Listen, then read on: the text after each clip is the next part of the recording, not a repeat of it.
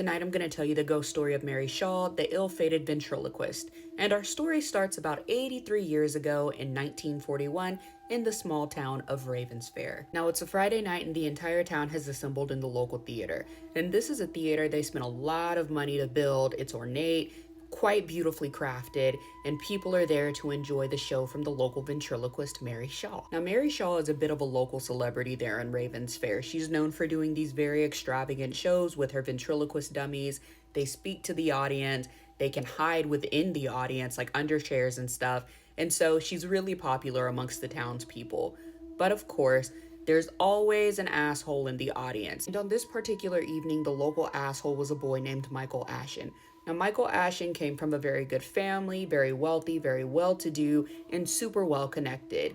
And while Mary Shaw was going on with her doll, Billy, he decided that it was a perfect time to call her out for the farce of it all. Just basically saying it was fake, he could see her talking, just generally being very disrespectful, but keep in mind, still very much a kid. Now, while Michael is acting a fool in the audience and still being very disrespectful, I might add, Mary is on the stage witnessing all of it, and you can hear a pin drop in the audience because people just can't believe the audacity of this kid to call out one of the performers so publicly, and it is rude. Now, on stage, Mary is looking at Michael and she's communicating, and she's basically saying, no, this is definitely real. There's always a skeptic, but as this is happening and she's talking, Billy the doll, her dummy, is also talking with her. So although Michael called her out for voicing Billy, pictured on the right here, how could it be that the both of them were talking at once?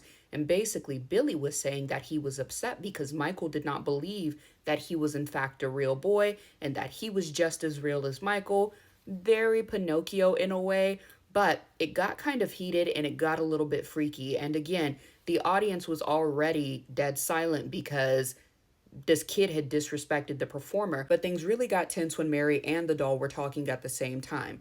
Now, keep in mind, for anybody who goes to a movie, watches TV, goes to Broadway performances, there's this willing suspension of disbelief. So for the adults in the audience, they're aware of the fact that Billy the doll should not be talking and that it would be just Mary. Now, the kids might not be aware of that, but the adults definitely were. So it's shocking to an audience when the doll, who's supposed to be voiced one at a time along with his human, is talking concurrently with his human. So very tense, very strange situation, but the audience seemed to take it really well. They were in awe of the performance.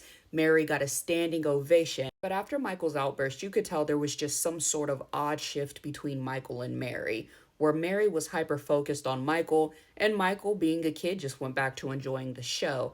But strange things happened after that event took place because shortly after that, Michael goes missing and nobody could find him. In fact, his family, again, very well-to-do, had put up a $5,000 reward. Now, this is $5,000 in 1941. So today, that would be the equivalent of about $108,000. So that's not a piece of chump change, but Michael was never found, sadly. Now, like I mentioned, Ravensfair is a very small town, and it didn't take long for that rumor mill to start going, and there was only one suspect on everybody's lips: Mary Shaw. Now, remember how I told you that Michael Ashen, the boy who had challenged Mary publicly, was well-connected, well-to-do, and extremely wealthy?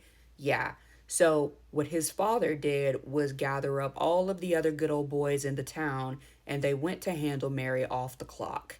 And they did so in one of the most violent and excruciating ways you can think of.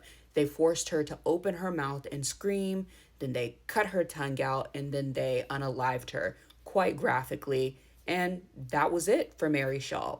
The end of the story. Now, despite the accusations that Mary had killed Michael, there were still some really kind people in the town of Ravensfair, to include the local mortician.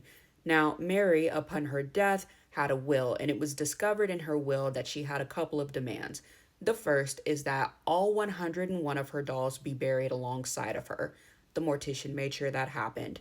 The second was that Mary also wanted to become a doll herself. So, despite the strange request, the mortician ensured that she got her last wish. They buried her, and that should have been the end of the story, except for the fact that it wasn't. And that's because a couple of weeks later, all of those who participated in Mary's murder started to die one by one. And not only did they start to die, but their wives started to die, and then their children started to die. It was as though Mary had cursed those who participated in her death. But not only did she curse those directly responsible for her murder, but she appeared to curse their families in perpetuity. So that meant their children died, and then their children died, so on and so forth, until you get to a point that many of the families who grew up there and had roots there sent their children away in an attempt to escape this curse. Now, most of these families weren't successful and would end up dying anyways, but this eventual flight from Ravenstown would eventually lead to its decline and overall desolation, but not without some lingering rumors around. In fact, Mary Shaw would eventually become an urban legend in and of herself, and they came up with this cute little rhyme for her, and it was best for those to abide by it. Some would even go so far as to not speak her name, period. And I'm just going to read the rhyme. So, beware the stare of Mary Shaw. She had no children, only dolls, and if you see her in your sleep, be sure you never ever scream. Now, it does appear that this macabre nursery rhyme has some standing because all of the families that fled Raven's Fair would end up dying in a very similar manner. According to the local mortician, who had often serviced the bodies of these deceased family members after they were brought back from wherever they all had the same expression, a wide open mouth with their tongues ripped out, as though somebody had cut it out. Anyways, let me know if you've heard the tale of Mary Shaw before, what you think happened to Michael Ashen, the boy in question, and I'll see you guys in my next video.